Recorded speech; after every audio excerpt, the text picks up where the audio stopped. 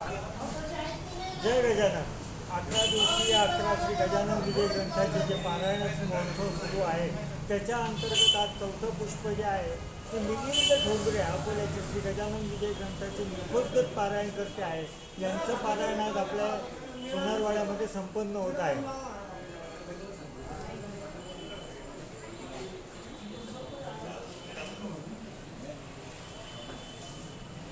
तर मंडळी, आज आहे 20 तारीख, बुधवार दिनांक 20 मे 2026. श्री मिलिंद ठोंबरे अकोला यांचे श्री गजानन विजय ग्रंथ मुखोद्गत पारायण चालू आहे.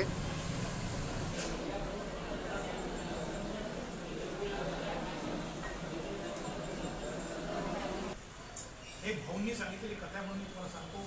म्हणजेच जे धन येत आहे संस्थांमध्ये ते नीट पारखून नीट चांगल्या मनाने येत आहे की नाही याची पण पारखती केली जाते. असो, बंडोताच्या कथेकडे आपल्याला जायचं आहे, आपल्याला घड्याळाकडे पण लक्ष ठेवायचं. नाही तर असं होईल की माझी पण संध्याकाळी गाडी आहे 6 वाजता, गाडी चुकेल. भाऊ कवराची गाडी चुकली, माझी गाडी चुकून चालणार नाही. समर्थ सद्गुरू श्री गजानन महाराज श्री गणेशाय महा.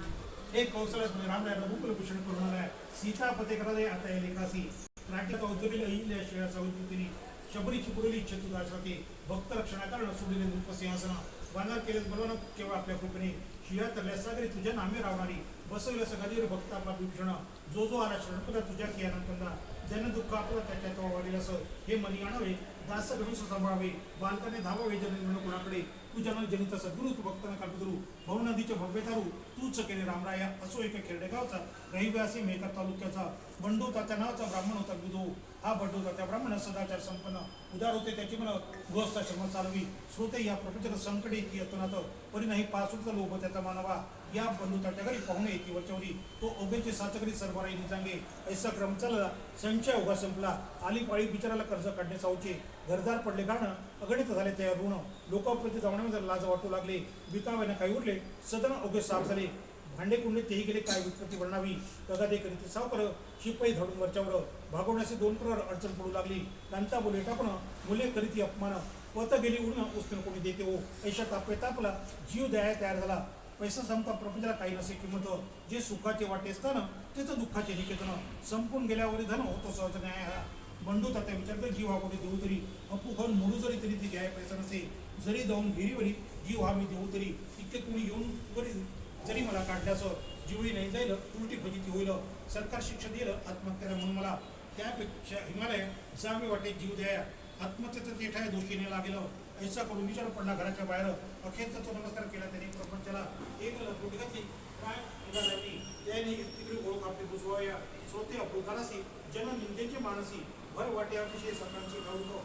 बंडू तात्या म्हणे हे दीनदयाळ चक्रवाणी अपकृपा मजरवणी कार्य केली तुझ्या विश्वास माझा पूर्ण होता अध्यक्षजा तू रंगाचा परिसर जायचे ऐकले पूर्णे ते सर्व खोटे झाले प्रत्याशी माझे आले व्यर्थ कविने रंगले चरित्र तुझे नारणा आता जीव देतो तरी तुझ्या वरी मिसलेरी.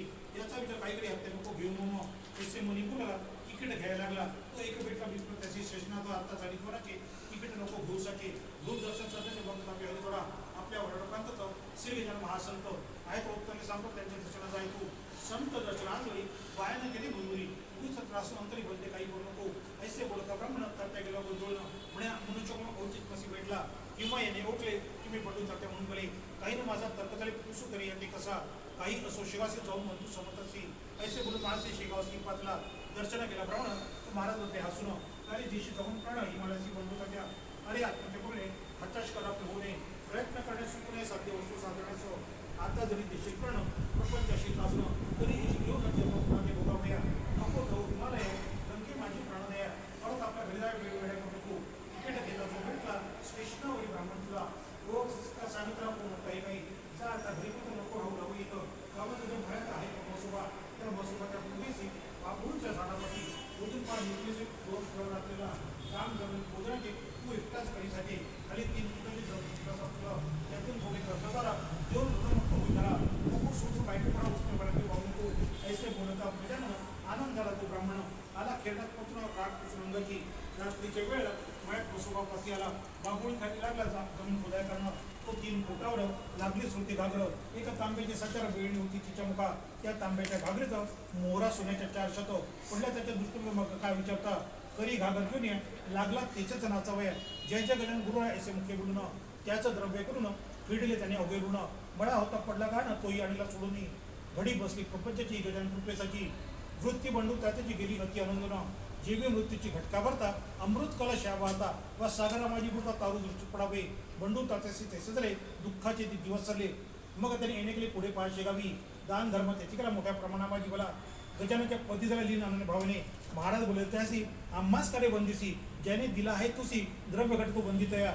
आता तरी इथून खर्च करावं सांगून उगा न करे उधळपण त्यात नसे सारं काही. जन सुखाचे सोबती निर्वाणीचा तो श्रीपती. त्याची सदैव करीबती तो नोपेक्षे करून तुला. ऐसा उपदेशकला समर्थांशी बंधून मला. बंडू तात्या गावात गेला आपल्या अति आनंदे. एकेकाली सोमवती पर्व आले निशिती. जी का अमावस्या येते सोमवारी ती सोमवती हो. या सोमवतीचे महिमान पुराणाचं कधी कथन.